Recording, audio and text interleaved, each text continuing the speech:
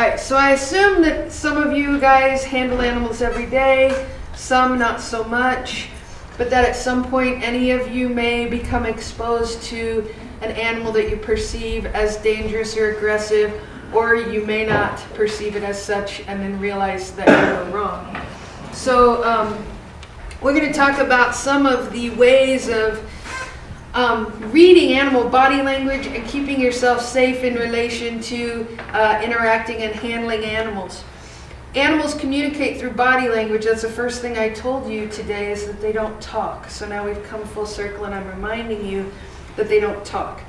So the way that they communicate to us is strictly through what we can read, what we know about their body language. So the posture that they're holding, the position of their ears if they have ears, the way they're holding their head, and the way that their eyes are moving or not moving. Dogs communicate through body language, and they respond to motivational context. If they're going to attempt to hurt you or attempt to keep you at arm's length or less, it's going to come from a motivational context of protection of territory or resources. That could be their home, their person, their food bowl, their stuffed toy. It could come from fear. They don't know you. They've had a bad run-in with a UPS guy once, and they have PTSD, so now they're afraid of anyone in a uniform. Or it could come from pain. If you run up against a dog on the side of the road and it's obviously been hit by a car, it may bite you. It doesn't realize you're trying to help. It's reacting out of a context of pain. And then dogs and animals react to a human's communicative features. So our body language, our posture, the way we hold ourselves, the way we gesture, the eye contact that we make, the way our voice sounds, and also the way we interact with any human being that belongs to that animal.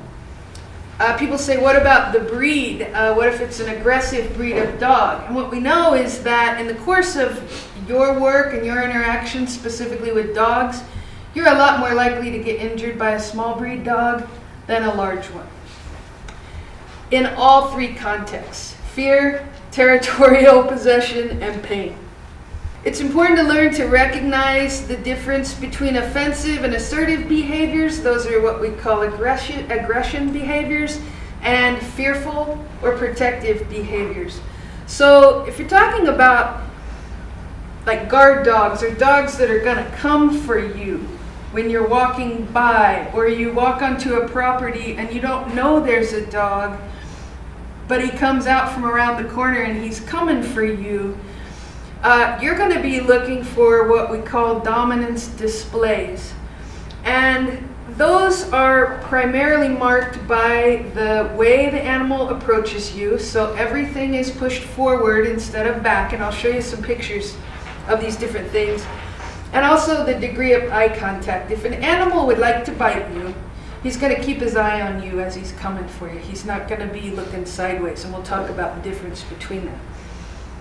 Avoidance behaviors, as opposed to aggressive or dominant behaviors, these are dogs that want you to go away, but they don't want to have to bite you in order for you to leave. So this is where the majority of dogs fall into, especially herding dogs like Border Collies and German Shepherds and Aussies, but even like Dobermans and Great Danes. Most dogs' defensive behaviors have to do with avoidance. And I don't know if you can see this picture or not, but this was a pack of kind of feral Australian Shepherds at a breeder that we went to, and these were all of her unaltered male dogs. And I was doing my videotaping, and these dogs were all coming for me, like boom, to the front of the fence, and barked a few times, and then they just started backing up. And you can see it in their body language, how their feet are way in front of their heads, and they're still barking, and their teeth are showing, and they're spitting and being nasty. But every time I would take a step forward, they would take a step back and still tell me to leave. So those dogs are less likely to bite me until I turn around to leave, and then they're going to come and bite me in the butt. Avoidance behaviors in dogs will not come and maul you from the front, but they will chase you off their property the minute you turn around. So I put watch for the sneaky approach from behind. These dogs will continue to keep their space bubble around you, but there will be a point where you can invade that if you keep coming for them, and they will bite. Territorial or possession aggression, these are dogs that don't want you on their property or in their pen or within the length that their chain will reach or in their kennel or on their mat. They're sitting on their owner's lap and they don't want you to gesture toward there. So this is a case that these cases are important to keep in mind because you're likely to anger one of these dogs very easily just in the course of you doing your work. By virtue of stepping onto the property or knocking on the door, you've invaded their personal space. And when you interact with their human, you're dominating their human. So even if it's the little Yorkie that the woman is holding in her hands, if you gesture toward that woman, there's a high likelihood that you'll get bit because of your body language and communication is perceived as a threat by that dog. So we always talk about the T position, that's how we sit or how we stand or how we talk to people. And I think folks in law enforcement, you have a tendency to stand like this because you've got all your equipment on your belt and you can't assume, a position other than put your hands here so that you're not dealing with all this stuff on your belt. But that can be perceived as a dominant stance to animals. So if you're faced with a dog that just won't stop barking and has dominance aggression, the best thing that you can do is just turn sideways to the dog. You've automatically cut your profile in half. You're half as aggressive appearing as you were when you were standing like this. And it can be pretty subtle. You can just turn sideways and you're automatically breaking that dominant stance. This is something that we deal with a lot in the shelter, and that's fear-elicited aggression, when animals feel cornered. So once we put them in a crate or a kennel, and from that point on, if we want to interact with them, we have to come at them to remove them from the kennel. So we have to put our vulnerable limbs into their bite space and remove them. In that case, the animals can be threatened by just the fact that we're bigger than them and we're coming for them. So we have to be very careful about startling them when we reach into their crates. And then the vets all know about pain-elicited aggression. That's when the dogs are, dogs and cats react to a pain or an anticipation of pain when they're being examined by a veterinarian. This is especially a big deal for little dogs. This has not been enhanced. That dog's eyes are actually glowing red. Maternal aggression, so that's the bed, the sofa, the food bowl, the stuffed toy, the mom, the dad, the kids, all things that the smaller the dog, the more they feel like they need to protect those items. It's also good to know what submissive behavior and body language is. If the dog does this, he does not want to bite you. He doesn't want you to think he's going to bite you. He wants no trouble. And he's showing you his vulnerable areas. He's avoiding eye contact. His ears are back, but they're not pinned back. A lot of times his tail is tucked and wagging. And dogs do licking and yawning as a way of, so they call it self-appeasement. So if they feel nervous, like if you or I feel nervous, we might, tap our pen or chew a fingernail. Dogs do lip licking and yawning to make themselves feel more calm. Here are some cool shadow puppets of different canine body language positions, and you've probably seen all of these. There are some subtle differences between anxious and frightened. Just like, aggressive and excited, there are some real subtle differences, and those are the times when you pay special attention to the tail and the ears.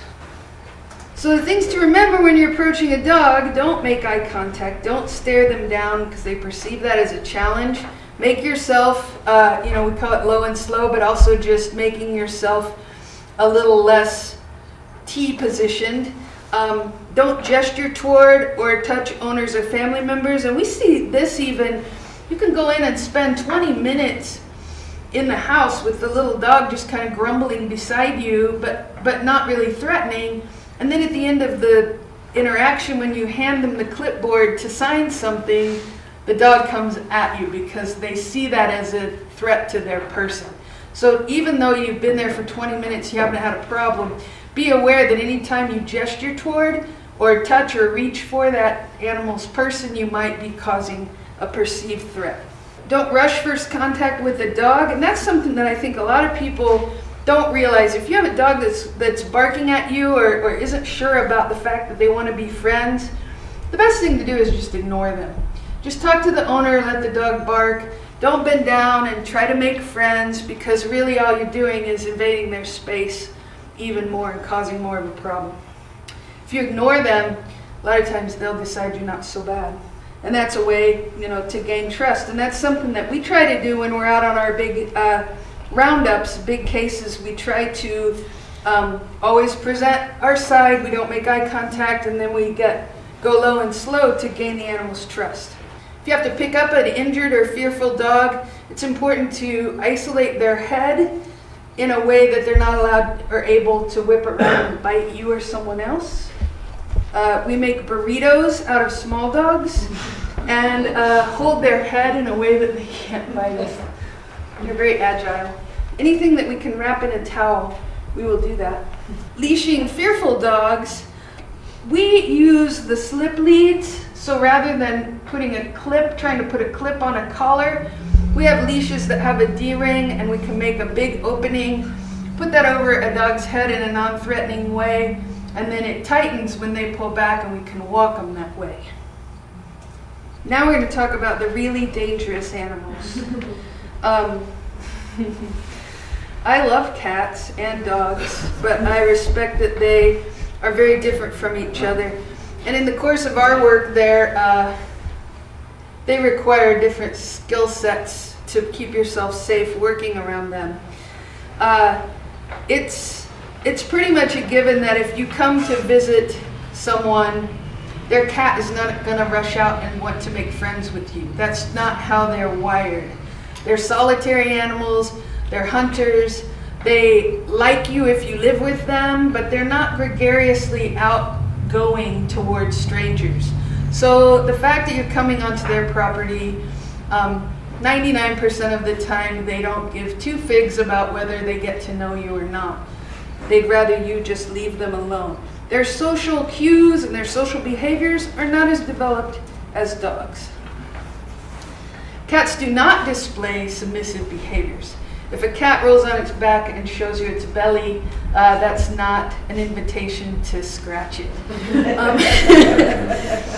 The other thing about cats is once you make them mad, you're not going to make them unmad. They just get madder. So they go from fine to mad to madder in 90% of cases. And that's in context to the kind of work that we're doing. If you go into a hoarder house and you start wrangling cats, I always tell people that you can walk into a hoarder's house and you can look around and see 73 cats. They're on top of the fridge, they're under the bed, they're all over the back of the sofa, and they're in every window. And then you very quietly and calmly go and put that first cat in the crate, and you turn around and there are no cats. And you cannot see a cat. So from the first cat, that's the only easy part of that job, because everybody else is really mad now, and they're not going to get unmad as the day goes on. That's when we say you need to know when to drop the cat. Because if you don't have a good handle on a cat when you're catching it, it's really difficult or impossible to readjust your positioning in your hold into a safe hold. So when we're out catching cats in a hoarder case, we may catch the same cat 5 or 6 times, because we have to have it scruffed and held in a way that we're not going to get hurt when we're putting it into the crate. And there's no stigma attached with dropping the cat. Cat bites are especially dangerous, and they're hard because they might look like nothing on the outside, but they actually carry a lot of bacteria in their kind of closed puncture wounds. So anytime you are bitten or scratched by a cat, that's when you need to pay attention to that and get medical help. A lot of times you will need to have a course of antibiotics. There is pain-motivated aggression in cats, and you'll see that a lot during medical exams or physical exams or responding to a cat even out in the field.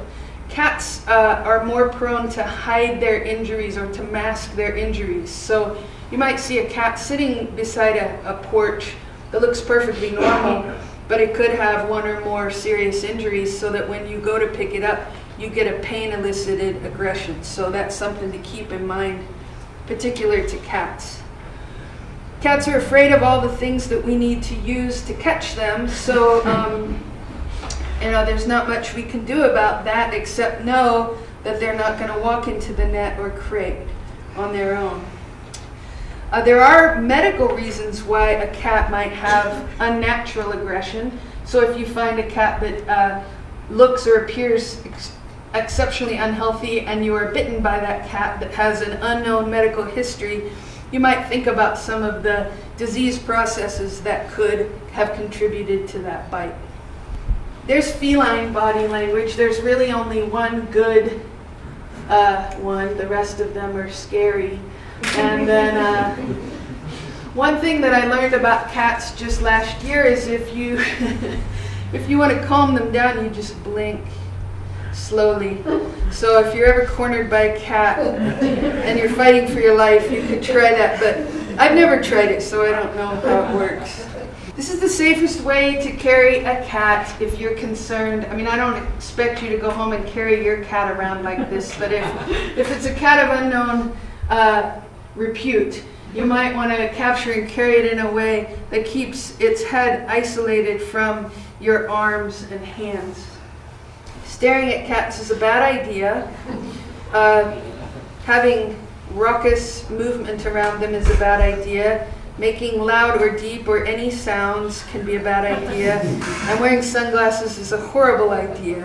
And I guess I wrote, I was telling Emily, I don't know where I wrote that on this slide. They bite with their teeth and they scratch with their claws. But I think what I meant by that is they have multiple weapons with which to cause damage. Dogs are more likely just to bite. Cats can, take out an eye and then scratch you all the way down. Just have to be careful with those guys. I was going to talk a little bit about feral cats because animal control and law enforcement, you are going to find that issues around feral cats and feral cat colonies can be some of the most frustrating problems that we're often asked to provide help with, but there aren't a whole lot of things that we can do to help. Feral cats are cats that have failed to receive socialization during that critical time between 2 and 7 weeks of age. Dogs don't necessarily have that developmental window for socialization that cats do, but basically if a kitten is born outside and there's no human interacting with it by the time it's 7 or 10 weeks old, it's going to be predisposed to be a feral animal who has no need to have attachments with people. Stray cats, on the other hand, are cats that have belonged to someone or have been socialized during that critical period, and so they approach people and they feel a bond to people. There are what we call feral cat colonies, which are groups of feral cats who have an identified caretaker who feeds and waters them and cares for their well-being. They're not always in a situation that's quite as attractive as that. Sometimes it's just, someone at the trailer park dumping a bag of food out once a week for all the neighborhood cats to come around. Trap, neuter, return options for these feral cat colonies can help reduce indiscriminate reproduction and keep the colony at a manageable number. So a little bit about trap, neuter, return talks about feral cats and organizations that put out traps, remove the cats from the colony, spay or neuter them, and then return them to the area where they were trapped.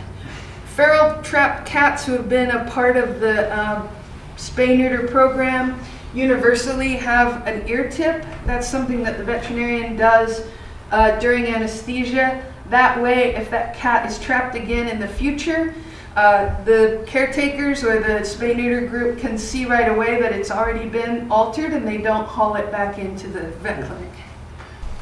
So in general, when you're handling animals, the more gentle and softly you can speak and the less aggressive that you can move is better. You don't want to push an animal, especially you don't want to corner them. Better to ignore them, and then get people who are professionals if you're dealing with a species that you're not familiar with. Be careful when you're handling crated animals, and this is important because you might take an animal out in the field and put it in a crate and the dog is, licking your face and being really sweet. But when you get back to the shelter, if you have to reach into that crate to pull the animal out, you're assuming that dominant position, and you can elicit a fear response. Don't forget that how sick you can get from working in hoarding environments, and wear the right protective equipment, and also equipment that's going to keep you from being bitten or scratched. And that's it. That's all I have.